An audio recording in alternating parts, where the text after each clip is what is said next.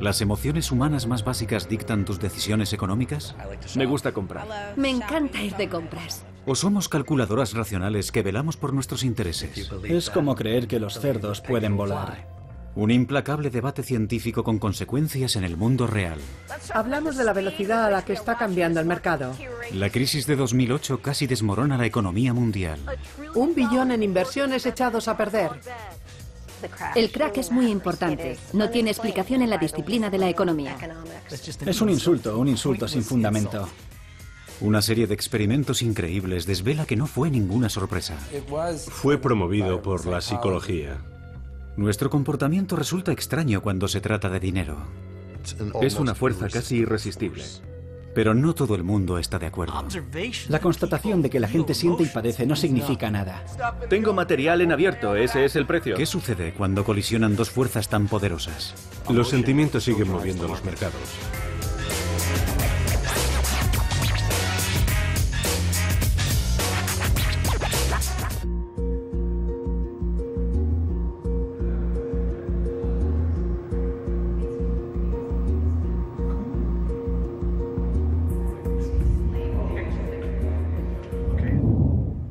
Bien, ¿preparados? Estamos ante un experimento innovador que cuestiona todas nuestras ideas acerca del dinero. ¿Quién quiere apostar? La subasta de un billete de $20. $1. ¿He oído $2? ¿Alguien ha dicho 2? ¿3? El caballero del fondo, 4. ¿Alguien dice 5? ¿He oído 5? 5. ¿6? Las reglas son muy sencillas. El mayor postor se llevará el billete de $20, pero hay gato encerrado. El segundo mayor postor no se lleva nada, pero tendrá que pagar la última cantidad que haya apostado. ¿He oído 20? 20. Es sorprendente. Dos participantes pujan muy por encima del valor nominal. 26. 26. 27. 27 a la una. 28. 28. ¿Alguien dice 29? 28 a la una. ¿Por qué pagaría alguien más de $20 por un billete de $20? $20 vendidos por $28 al caballero. Un grupo de científicos denominados behavioristas creen saber la respuesta. Ahora es cuando sale y vuelve a empezar. Apuntan a que cuando se trata de tomar decisiones relacionadas con el dinero, la mente es irracional. Hemos observado una gran variedad de formas de apartarnos de la racionalidad. La gente no utiliza la información que ellos mismos dicen que deberían utilizar, y en su lugar emplean otra información que a ellos les había parecido una locura utilizar. Mido la temperatura de tu piel. La noción de que la gente se puede comportar de forma irracional cuando hay dinero por medio quizá no sea una idea radical. Sin embargo, cuestiona la filosofía económica dominante que ha conformado las políticas empresariales y estatales durante las últimas 5 décadas.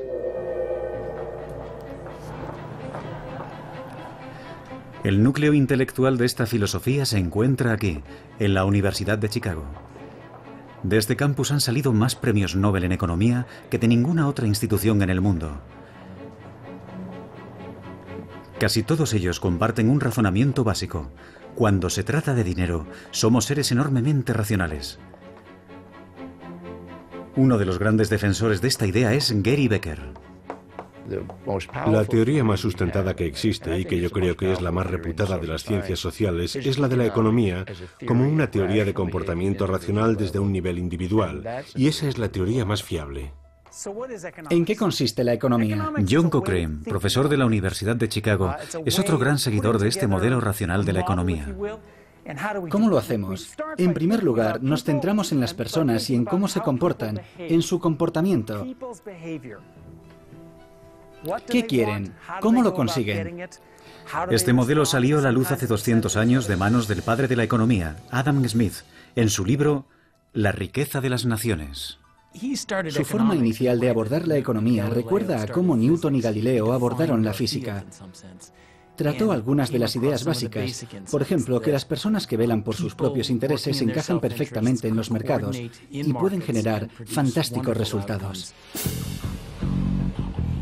Entonces, ¿qué quería decir Adam Smith con un comportamiento racional y que vela por sus propios intereses? Pensemos en un ciudadano medio de hoy en día. Está continuamente calculando de qué forma puede aumentar su riqueza.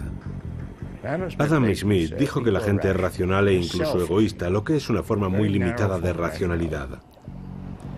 Antes de realizar cualquier compra, ese ciudadano medio calcula exactamente el valor de las cosas. Tanto si se trata de coger un taxi o de comprar unas acciones, su objetivo es no tener que pagar ni un céntimo más de lo necesario. Y aunque tiene sentimientos, estos nunca le desvían de sus propios intereses financieros. Para Adam Smith, los individuos que se comportan de forma racional constituyen una mano invisible que mantiene estable la economía mundial. Adam Smith lo combinó todo obteniendo unas conclusiones que resultan muy modernas. A lo largo de los años los economistas las han ido modificando, pero él aportó la visión original. Han transcurrido 2 siglos y la economía se ha convertido en una disciplina rigurosa. Una vez comprendido el comportamiento y analizados los mercados en los que interactúa la gente, comprenderemos las predicciones que formula ese modelo para los hechos.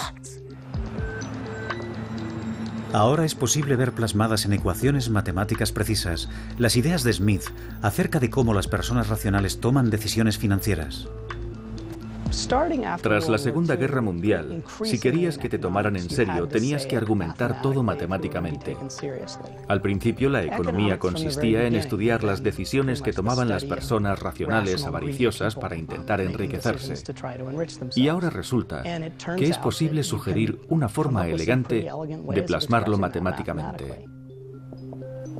Hoy en día, estos modelos matemáticos son las principales herramientas empleadas por los economistas para dar forma a las políticas que nos afectan a todos, desde los tipos de interés marcados por el gobierno a los niveles de impuestos o hasta el préstamo que nos puede conceder un banco. Los críticos behavioristas consideran que estos modelos están llevando al extremo los planteamientos de Adam Smith. Se ha forjado la idea de que la gente hace unos cálculos interminables con unas bases de datos inmensas. El principal modelo de comportamiento de los consumidores da por hecho que nunca compramos nada sin calcular las consecuencias que pueda tener, por ejemplo, en nuestro fondo de pensiones. Y se nos dan también las matemáticas que utilizamos los tipos de interés para computar cuál será nuestro grado de disfrute tras una compra. ¿Qué idea es esa? ¿Significa que tengo en la cabeza tipos de interés? A eso me refiero con que los modelos necesitan una respuesta coherente de todos los individuos. Los economistas racionales reconocen que en el fondo la gente no realiza estos cálculos, sino que tienen una forma de protegerse muy conocida: la teoría del como si. Los libros de texto sobre economía no dicen que la gente se comporta así, dicen que la gente se comporta como si lo estuvieran haciendo. No estamos dando por hecho que en el mundo real la gente hace de verdad esos cálculos. Simplemente decimos que se comportan como si lo hicieran. El economista behaviorista Richard Thaler no está del todo convencido. Para defender esta teoría de la economía, los expertos establecieron una comparación con los grandes jugadores de billar. Puede que no sepan nada sobre física o trigonometría, pero juegan como si fuera al contrario. Es ridículo. Vamos a realizar un golpe fácil. Probablemente me salga bien. Un experto es capaz de hacerlo, y yo también. Pero supongamos que quiero meter esa bola en este agujero. Sé de trigonometría y conozco los ángulos que necesito. Un experto no tendría ningún problema, pero para mí es un golpe muy complicado. Casi. La mayor parte de las veces no somos jugadores expertos de billar. Cuando la gente afronta grandes problemas, comete fallos. En el seno de todos los modelos racionales se encuentra una fe inquebrantable en los mercados libres. La idea es mantener al mínimo la interferencia de las normas y del gobierno, tanto en el mercado diario de consumo como en los gigantescos mercados de Wall Street. Los economistas racionales creen que el aumento de la riqueza en todo el mundo durante los últimos 30 años es un triunfo de los mercados libres. Miles de millones de personas consiguieron salir de la pobreza extrema. Me refiero a disponer solo de $1 o 2 al día. Esa gente consiguió salir de la pobreza. ¿Qué está pasando en Wall Street? Entonces se produce el desplome de 2008. Los inversores afirman no haber visto nada igual. Las bolsas se desploman más de un 40%. Los corredores de Dow Jones observan atónitos las cifras, no es de extrañar. Los agentes financieros comentan que sus clientes están nerviosos, expectantes por ver hasta dónde bajará la bolsa. Y al parecer el comportamiento financiero irracional está a la orden del día. Vamos a analizar la velocidad a la que se está deteriorando el mercado. Quedan destruidos 14 billones de dólares invertidos por los estadounidenses. Ha sido un lunes frenético aquí en Wall Street. El peligro se adueña de los mercados. La bolsa ha sufrido uno de sus peores días en muchos años. Los agentes financieros deben imaginarse lo que en otro tiempo parecería imposible. Desde la Gran Depresión no habíamos visto nada similar. La economía mundial se estanca. Siento escalofríos al recordar que de repente todo se detuvo. Las consecuencias serían inimaginables. Hambre, guerras, conflictos, altos índices de desempleo. Estamos analizando los bancos electrónicamente. El mundo retrocedería 100 años, o quizá más. El caos parece echar por tierra varias décadas de pensamiento economicista. La mayoría de los economistas no lo había predicho, lo que supuso un borrón para la economía y un punto negativo para los mercados. Este mercado ha tardado 5 años en subir, ahora ha caído un 40% en una semana. Con el desplome, la grieta que separa a los racionalistas de los behavioristas se hace más grande. Estamos hablando de un Armagedón financiero. Ese desplome tiene mucha importancia, porque gran parte del comportamiento que nos llevó a él no tiene una explicación en la disciplina de la economía. Lo siento, pero es un argumento vacío. Es un insulto sin fundamento. Yo no lo veo como un fracaso de la economía, pero hace falta una cabeza de turco y los economistas siempre han sido las cabezas de turco. Están acostumbrados. ¿Quién tiene razón? ¿Somos racionales en lo referente al dinero? ¿O acaso nuestros sentimientos y nuestra psicología desempeñan un papel mucho más importante del que creíamos? Bien, vamos a empezar con el juego. Partamos, por ejemplo, de la subasta del billete de $20 vendido por 28. ¿$1? $1. ¿He oído 2? 2. 2, 3. En el mundo racional, nadie pagaría $28 por un billete de $20. 5 para el caballero. 6. 6. Pagar más de lo que vale algo no puede reportar ningún interés financiero a nadie. 10. Esta subasta es un experimento clave para los economistas behavioristas. Está diseñada para ser una trampa, y es una trampa en la que caes si no piensas un par de pasos por delante. 11. 11. 12. Lo que hace que las apuestas no paren de subir es el deseo emocional de ganar. 14. 15. 15. ¿He oído 20? 20. Y el miedo a ser el perdedor hace que las apuestas suban aún más. 23. 24. 25. Y entonces se juega a ver quién es el más gallina. 27. 27 a la 28. 1. 28. $20 vendidos por $28 al caballero. Y usted me debe $27. Ninguno de los presentes querrá jugar otra vez. Esta subasta puede parecer una situación muy alejada del día a día, pero ¿la gente que está fuera de la sala se comportaría de forma tan irracional? Hemos preguntado a los compradores de un centro comercial qué preferirían recibir, $100 dentro de un año o 102 dentro de un año y un día. Yo me quedo con 102 en un año y un día. $102. Un año y un día. Yo los 102. Podría esperar un día más. Sí, estoy de acuerdo, la diferencia es mínima. Yo los 102 en un año y un día a partir de hoy. Todos han tomado la decisión racional. ¿Qué es un día después de un año esperando? Y han elegido la cantidad mayor. A continuación se les ha preguntado qué preferirían, $100 hoy o $102 mañana. Lo que diga la mayoría constituye la elección racional. ¿Qué habrán respondido? Yo cogería los $100 ahora mismo. Yo los $100 hoy. Prefiero los $100 hoy. Hoy. Yo los $100 hoy. El deseo de una recompensa inmediata $100 hoy. gana la partida a sus intereses personales. Hay algo que se llama sesgo del presente, y consiste en que si disponemos de la opción de tener algo inmediatamente, se convierte en una gran tentación. Según los economistas behavioristas, este sesgo podría explicar por qué ahorramos menos de lo que deberíamos. Además, hay otras fuerzas psicológicas que influyen en nuestras decisiones. Tenemos aquí una botella de vino. En el siguiente experimento, se pide a los estudiantes que pujen por una botella de vino. La economía racionalista sugiere que calcularán su valor detenidamente, pero antes de iniciar la puja, se les pide que escriban en su hoja los 2 últimos dígitos de su tarjeta de la Seguridad Social.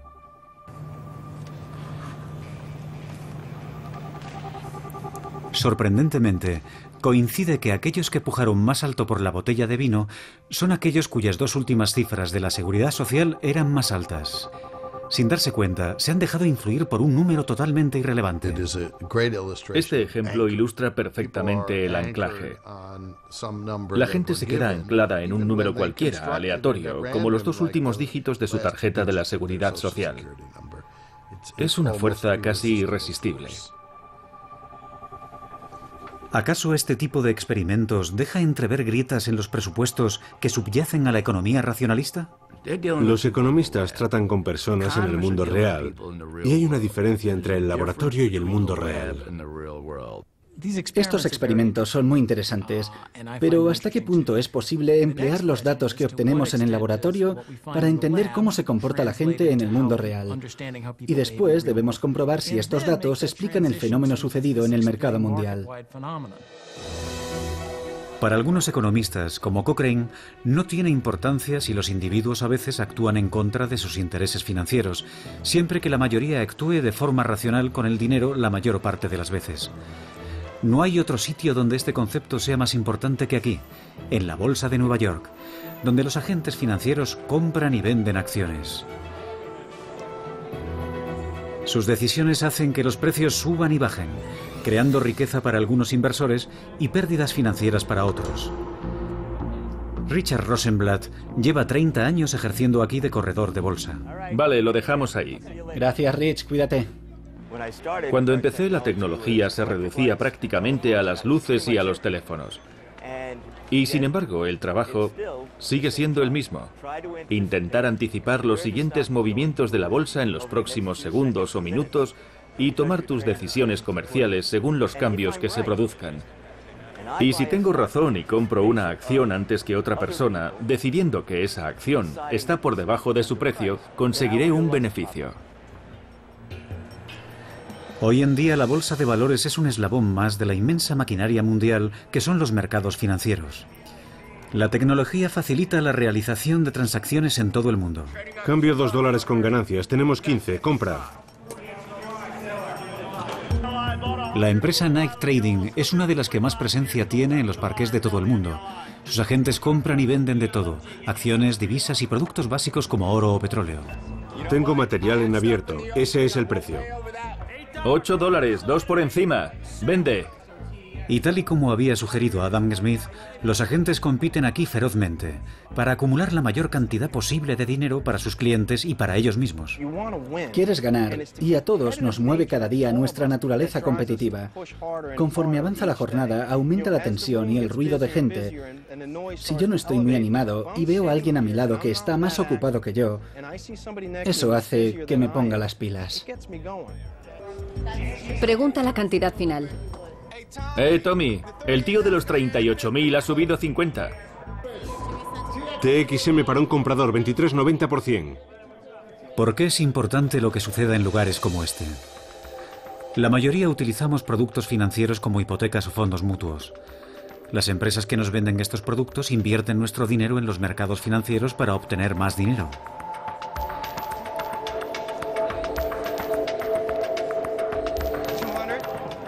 Si los agentes financieros obtienen beneficios para estas empresas, entonces podrán ofrecernos hipotecas más baratas y mayores ganancias en los fondos. El resultado, una matriz de dinero que nos interconecta a todos. Está construida sobre un modelo económico que dice que gran parte del tiempo, la mayoría de nosotros y la mayoría de los agentes nos comportamos de forma racional. Pero, ¿y si este modelo de comportamiento humano fuese erróneo? Las acciones han alcanzado máximos hoy, el mejor día del Dow Jones en años. Todo indica que en 2005 la economía racionalista ha acertado. Los tiempos son propicios, lo son desde hace varios años. Hay un mercado inmobiliario muy potente. Muchos creen que este boom durará un tiempo. Las ganancias se han multiplicado casi por 8. Nuestro horizonte económico nunca había parecido tan próspero. Quien esté dentro del mercado inmobiliario vivirá una especie de fiebre del oro. El economista Robert Shiller se muestra escéptico. Me daba la impresión de que había complacencia y un gran sentimiento de normalidad, como si fuera imposible que aquello fuera un error. Cree que el boom es un espejismo. Mientras tanto, el mercado inmobiliario ha alcanzado nuevas alturas y precios nunca vistos. Hay algo que le preocupa en concreto: la vivienda. Los precios de la vivienda llevan varias décadas subiendo a un ritmo del 6% al año. En 2005 el aumento en algunas zonas fue del 25%. Eran datos anómalos. La idea de que el precio de la vivienda no pararía de subir hizo que la gente pensara que había encontrado la mejor inversión de todas las posibles. Miles de personas se han acercado a esta exposición con la esperanza de aprender a convertir en riqueza personal la inversión que han hecho en inmuebles. Robert Shiller cree que Estados Unidos está siendo objeto de un pánico irracional. Julio ha sido el mes más voluble de la historia. Predije una probable corrección a la baja, lo que causaría un enorme desplome financiero y una recesión mundial. Aquel mismo verano alerta sobre los posibles peligros. El economista Robert Shiller acaba de sacar un nuevo libro titulado Exuberancia irracional. Hemos entrado en una especie de estado mental en el que nos ilusionamos porque los precios suben sin parar. Eso se denomina exuberancia irracional. Los economistas racionales desoyen sus advertencias. ¿Qué significa exuberancia irracional?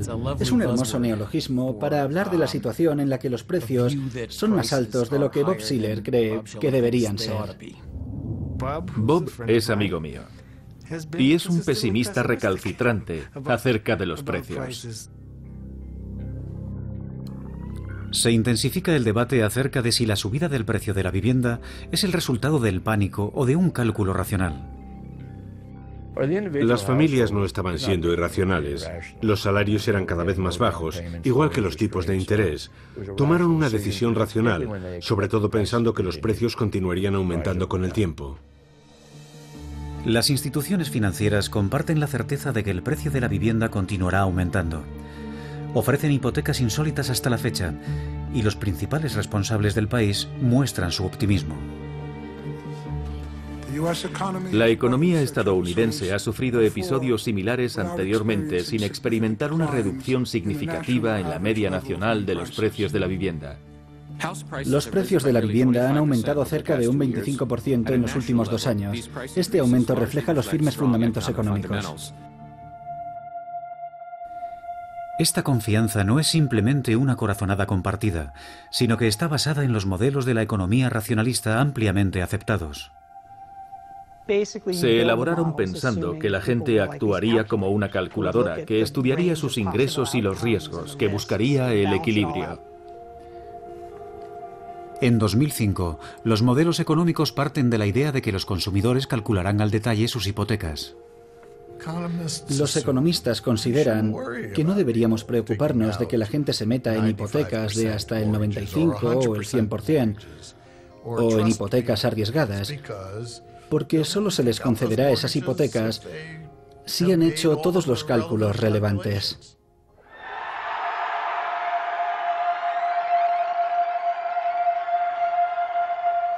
En su lugar, conforme los precios aumentan, muchos consumidores asumen hipotecas que no pueden permitirse y se endeudan basándose en el supuesto valor creciente de sus hogares.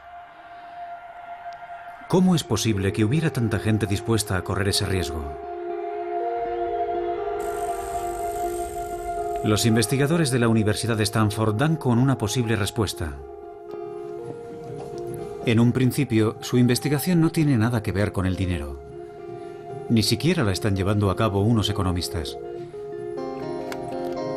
Un grupo de psicólogos emplea unos potentes escáneres cerebrales para explorar los misterios de la mente humana, especialmente las emociones.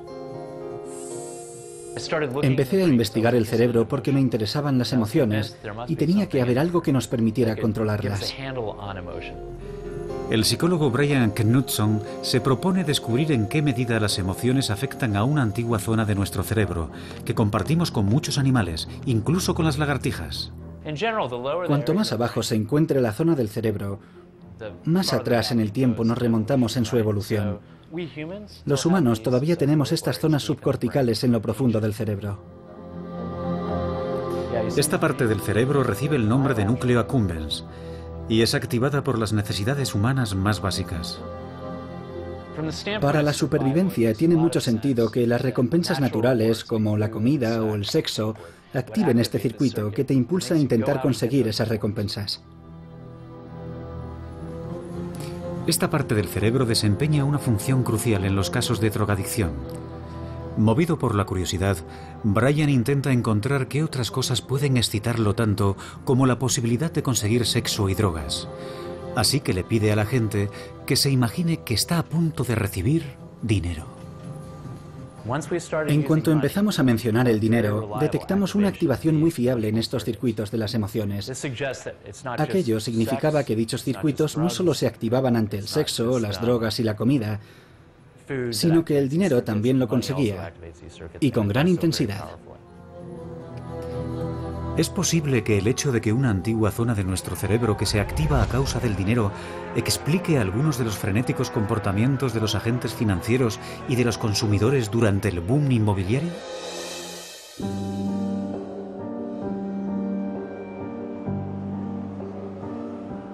El aumento en el precio de la vivienda es un ejemplo de un fenómeno llamado burbuja especulativa, según el cual los precios de un bien financiero se disparan de forma repentina y aumentan sin cesar. Robert Shiller cree que lo fomenta es el entusiasmo emocional. Lo que sucede es que conforme aumenta la burbuja, cada vez entra más gente en ella, y lo hacen movidos por la envidia de aquellos que presumen sin ninguna vergüenza diciendo: he ganado más dinero que tú con tu trabajo en todo el año pasado. Durante un tiempo uno piensa, no puede ser, pero entonces recapacita. A lo mejor me he equivocado, a lo mejor debería hacerlo yo también. Y el verdadero motor son las emociones humanas. Este vínculo con las emociones es lo que hace que muchos economistas racionalistas rechacen la idea de las burbujas. Antes creía saber el significado de la palabra burbuja, pero creo que ya no lo sé. Cancelé mi suscripción a The Economist porque la palabra burbuja aparecía 3 veces en cada página y creo que es totalmente gratuito, sin sentido. Las burbujas suenan a algo inocuo, pero el periodista financiero Justin Fox ha estudiado su historia y ha descubierto qué sucede cuando estallan. La primera burbuja financiera afectó a algo totalmente inesperado. En la década de 1630, en los Países Bajos, la gente compraba y vendía bulbos de tulipanes. Se vivió una verdadera locura. Cientos de artesanos cerraban sus talleres y abrían negocios de floristas, como se autodenominaban, aunque en el fondo eran comerciantes de bulbos de tulipanes. Aquello constituyó un verdadero mercado financiero. El precio de los tulipanes en los Países Bajos aumentó hasta tal punto que un bulbo de tulipán llegó a tener un valor equivalente al de toda una casa. Durante 3 años, el precio de los bulbos de tulipanes aumentó de forma exponencial hasta hacerlo de manera desorbitada. Algunos escritos recogen que casi la mitad de todos los ingresos de la economía holandesa provenían del comercio relacionado con los tulipanes. Para muchos historiadores, aquel fue el primer ejemplo real de una burbuja financiera, aunque se tratara de tulipanes. La gente los compraba, pero no porque les gustaran los tulipanes, sino porque creían que el precio estaba subiendo y que podrían revenderlos a un precio superior. El 5 de febrero de 1637, nadie quiso comprar el bulbo más caro de los Países Bajos, y entre los inversores en tulipanes cundió el pánico. Estalló en ese momento porque los precios empezaron a caer. Siguieron cayendo y entonces uno piensa, ya sabía yo que los tulipanes no podían valer tanto. Será mejor que salga de aquí cuanto antes. Y entonces todo el mundo lo deja y se produce la gran caída. Los precios se desplomaron y los ciudadanos más relevantes se encontraron en la bancarrota. Hizo falta que transcurriera toda una generación para que la economía holandesa se recuperara. Desde entonces se han generado muchas burbujas y se han producido muchos desplomes. El más famoso tuvo lugar no hace tanto.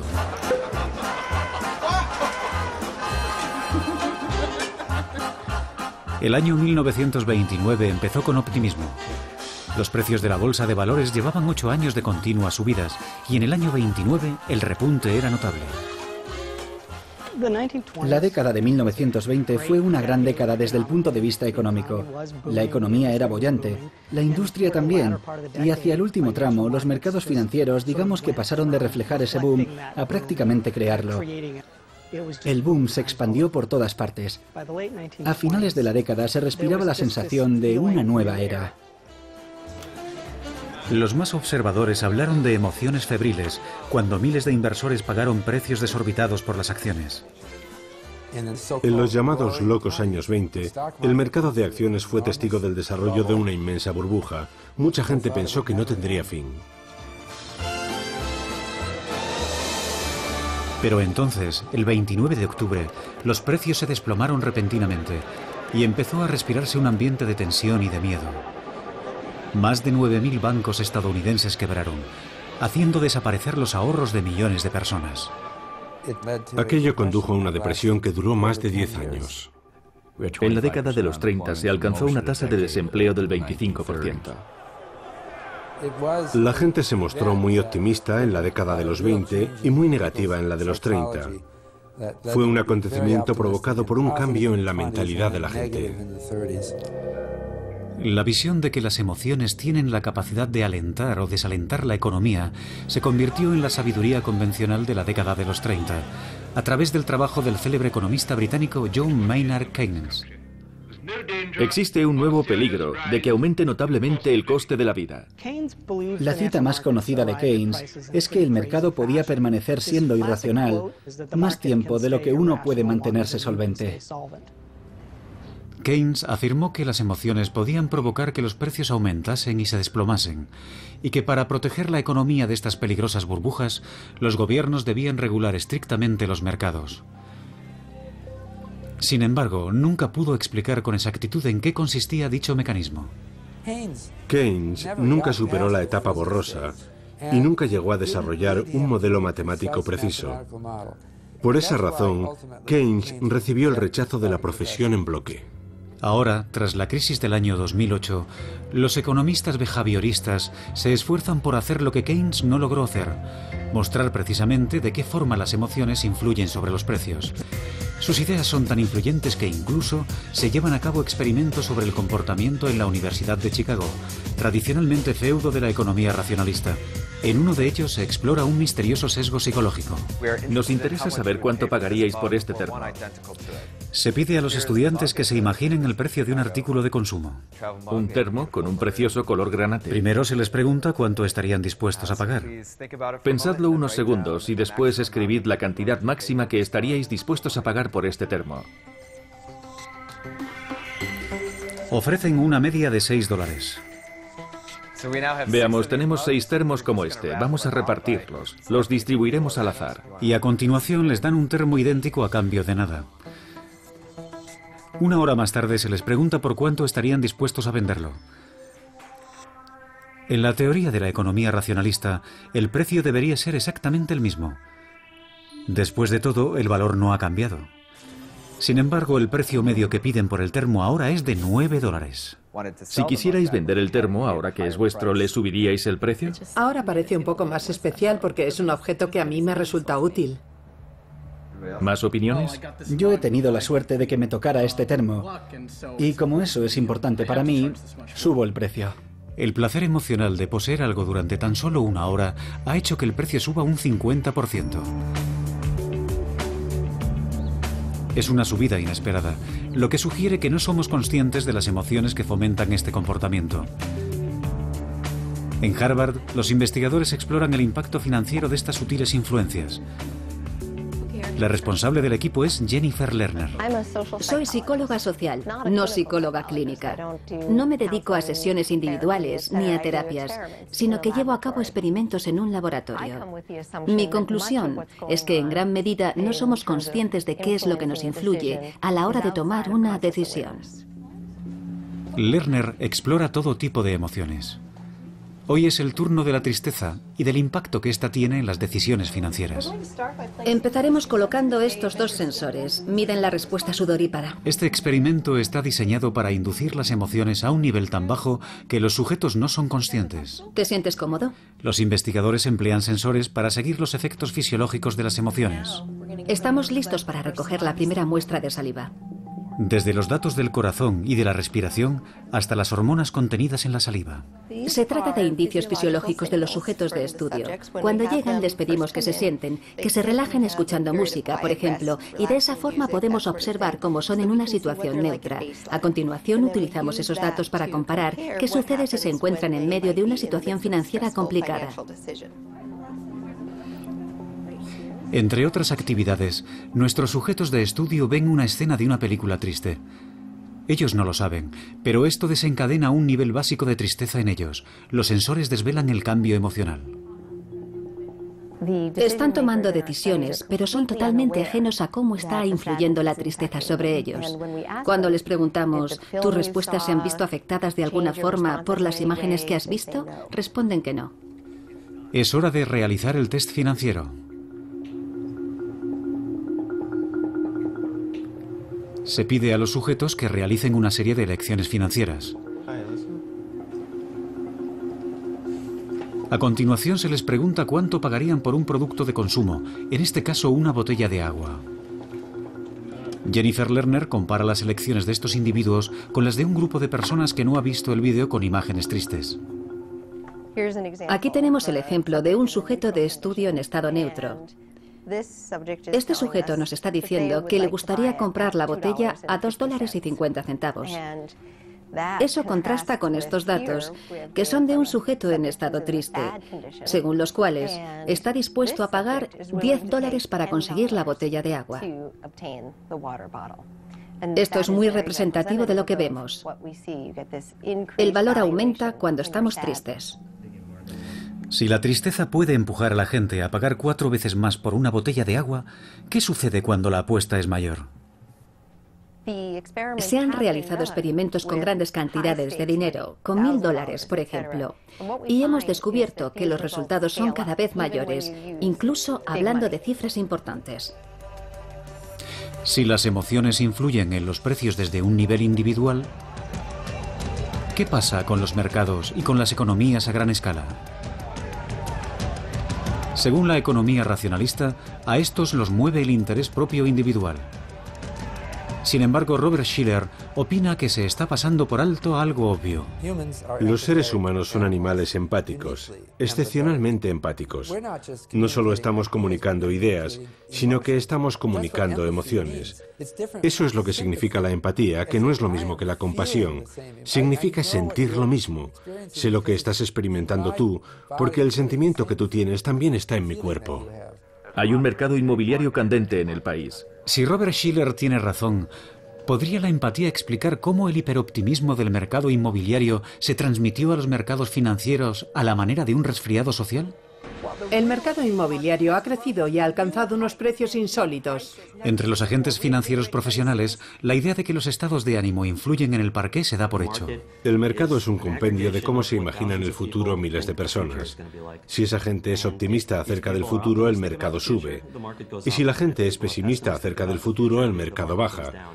Al final, la pregunta que responde el mercado es, ¿la gente es optimista o pesimista? Y esa es una pregunta psicológica. Los sentimientos siguen moviendo los mercados. Se comenta que la burbuja no estallará, que puede aumentar de tamaño. Para los racionalistas, las emociones no constituyen una explicación sobre el funcionamiento de los mercados. La constatación de que la gente siente y padece no significa nada. Se quiere asegurar que los mercados han subido porque la gente se ha dejado llevar en masa por las emociones, pero eso no significa nada. Eso no nos indica las situaciones que harán que los mercados suban o bajen. No sirve como teoría científica. La certeza de los racionalistas está basada en el modelo matemático que emplean para comprender los mercados financieros. Se denomina la hipótesis de los mercados eficientes e indica que los mercados financieros actúan fundamentalmente como una gigantesca calculadora, procesando con eficiencia toda la información relevante a más velocidad que cualquier individuo. Esto significa que no tendría mayor importancia si algunos agentes financieros se dejaran llevar por las emociones.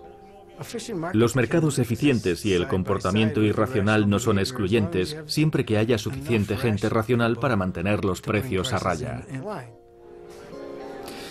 En el modelo de los mercados eficientes, los propios mercados financieros son racionalistas y los precios no pueden ser erróneos en ningún momento. Este modelo fue inventado por Eugene Fama. Es un modelo muy bueno y cualquiera de sus aplicaciones obtiene un resultado excelente. Creó mucha confusión y todavía persiste hoy en día. La confusión todavía persiste hoy, porque para muchos behavioristas esta teoría implica que los mercados financieros deberían ser inmunes al pensamiento crítico o al control. La teoría es que tenemos que fijarnos en los mercados como si fueran oráculos. Cuando el mercado sube tenemos que preguntarnos, ¿qué nos está intentando decir hoy la sabiduría del mercado? Si los mercados son eficientes, no hay una necesidad real de un gobierno, ya que el propio mercado se asegurará de que los precios siempre se correspondan con su precio correcto.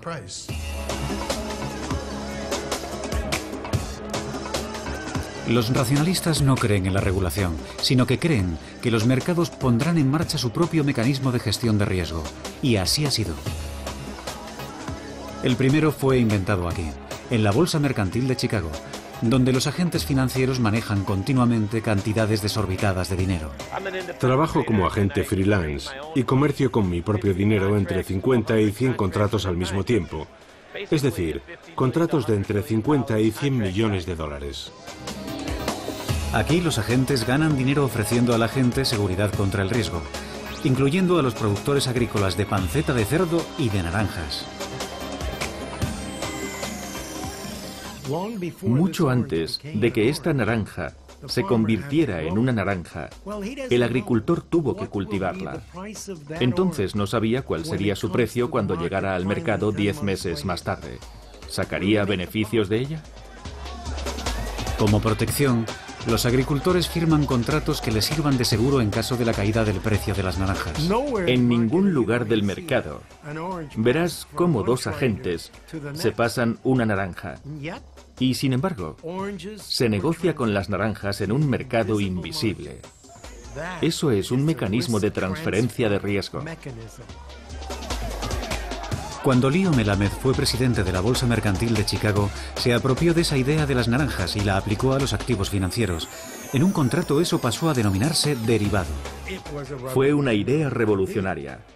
La junta de directores me miró como si estuviera loco. ¿Qué dices? ¿En la Bolsa Mercantil de Chicago la panceta? Se te ha ido la cabeza. Vas a destrozar ese tipo de cambio. Si le preocupa que un activo financiero como una divisa o una acción se desplome de repente, puede comprar un derivado que le reporte beneficios si se da el caso. En cualquier punto del mundo, la gente usa una forma u otra de derivados financieros para asegurar los riesgos que corren. Los derivados son muy útiles. Se mueven más allá del intercambio mercantil y con menos seguimiento. Adoptan nuevas formas complejas. Incluso hay algunos derivados que han sido creados como un seguro ante el riesgo de conceder millones de hipotecas. Pero conforme estos distintos riesgos crecen, alguien tiene que medirlos. En los templos modernos de las finanzas, la atmósfera es menos parecida a la Bolsa Mercantil de Chicago y más parecida a una academia clásica. No es de extrañar. Es muy probable que muchos agentes financieros que operan aquí estén licenciados en ciencias exactas. La cultura de las operaciones bursátiles ha cambiado. Cuando yo empecé en 1992, se oían muchos gritos en los parqués y la gente tiraba los teléfonos por el aire.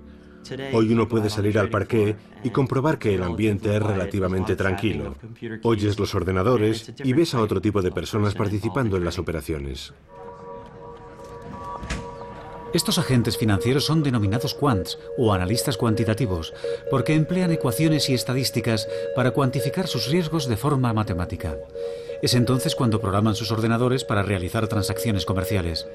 Los mercados financieros están actualmente dominados por un enfoque matemático y diseñado para asegurar que los riesgos son evaluados de forma racional y científica. Todavía hay aspectos de las transacciones comerciales que son un arte y no una ciencia. Ahora hay muchos aspectos tratados como ciencia, y eso es una novedad en los últimos 20 años. Un analista cuantitativo buscará patrones entre toneladas de datos y se pasará el día combinando números para intentar optimizar los resultados. Estas dos innovaciones clave, los derivados para gestionar los riesgos y los matemáticos para medirlos, convencen a muchos de que los mercados son eficientes y hace que las burbujas y los desplomes parezcan del pasado. Si alguien se cree eso, también se creerá que los cerdos pueden volar.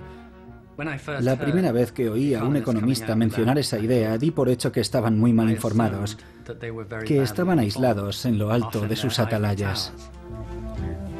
Jeremy Grandam es un inversor de éxito. Ha acumulado ganancias durante los últimos 40 años, gracias a detectar burbujas de precios y apostar en su contra. Hemos encontrado 27 burbujas. Cree que las burbujas son inevitables y que tienen un ritmo predecible.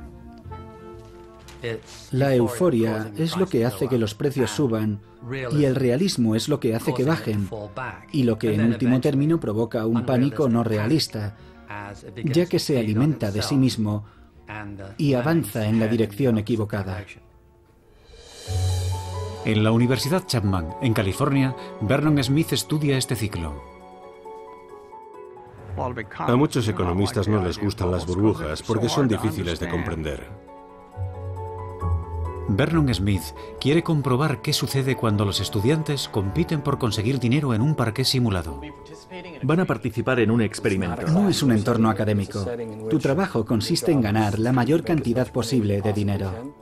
Se les pagará basándose en los dividendos que ganen. Si juegan bien sus cartas, podrán ganar cientos de dólares. Se trata de dinero real, contante y sonante. Cada uno de ellos ha recibido un activo financiero imaginario para comerciar con él. Comerciarán con un activo. Y desde el principio se les recuerda que tengan cuidado, porque el activo irá perdiendo valor con el paso del tiempo. Al final del juego no poseerá ningún valor. El activo vivirá exactamente 15 periodos de transacciones. La cuestión es si este hecho determinará los precios a los que pujan o si al pujar no lo tienen en cuenta. Bien, el experimento ha comenzado. En una pantalla ven los precios a los que los otros corredores de bolsa están comprando o vendiendo. Y también ven cómo va perdiendo valor el activo que poseen, lo que aparece indicado con una línea blanca discontinua en descenso. Conforme los precios aumentan, alcanzan el valor real del activo y sucede algo extraño. Todo el mundo empieza a correr riesgos. El precio ha subido notablemente. Con la esperanza de obtener beneficios, pujan muy por encima del valor real. Hay mucha actividad y muy por encima del valor fundamental. En esta fiebre compradora, los estudiantes están pasando por alto el hecho de que muy pronto sus activos no tendrán ningún valor. Estamos en el periodo 10 y al término del periodo 15, estos activos no valdrán nada. Se acerca el final y el precio permanece muy por encima del valor real. El gráfico ha adoptado la forma típica de una burbuja. Y cuando los jugadores intentan salir de ella, nadie quiere comprar. En lugar de ganar miles de dólares, los estudiantes observan cómo se desploma el gráfico, dejándolos con prácticamente nada. Este experimento sugiere que las burbujas pueden formar parte del tejido de los mercados financieros. Hemos hecho experimentos como estos con todo tipo de sujetos. En Chicago recluté a unos cuantos agentes financieros de valores bursátiles y los convoqué para el experimento. Nos dieron una magnífica burbuja. Es una burbuja en la que los precios suben y después, de repente, se desploman. ¿Cómo es posible que un patrón tan sencillo nos haya dejado tan cerca de una catástrofe económica? En 2005, conforme aumenta el precio de la vivienda, los mecanismos con los que cuentan los economistas racionales para mantener a salvo los mercados se convierten en una parte del problema. Las grandes instituciones financieras emiten derivados por valor de miles de millones de dólares para proteger a los prestamistas hipotecarios ante impagos de los préstamos. Y cada vez que creabas uno, podías obtener el 6% del valor total que habías creado. Era una mina de oro. Se empieza a negociar con estos derivados y su precio aumenta notablemente. De repente se han convertido en el equivalente de los bulbos de tulipanes en pleno siglo XXI. En pocos años, suman ganancias por valor de más de 60 billones de dólares. Todo va bien mientras los quants calculen el riesgo adecuadamente, pero su modelo matemático parte de que los precios de los mercados siempre son los correctos. Ese modelo estaba dando por hecho que los precios continuarían subiendo y que muy pocas personas serían incapaces de pagar unos préstamos muy arriesgados. En resumen, estaba dando por hecho que se había terminado el ciclo económico. Fíjense en todos los carteles de se vende de los que sus dueños no pueden deshacerse. Cuando el precio de la vivienda se desploma, el modelo se descompone. El precio de los derivados se desmorona y las instituciones financieras acumulan una deuda de miles de millones de dólares. Los bancos no podían vender a cualquier precio, así que al final el precio dejó de tener valor. Las hipotecas inestables desencadenan el miedo. La víspera del desplome de la bolsa, todo un edificio intelectual construido sobre las bases de la toma de decisiones racionalistas estaba en pie. Es muy complicado decir que el mercado es racional y perfecto y que sabe lo que está haciendo, cuando claramente es capaz de congelarse y dejar de funcionar.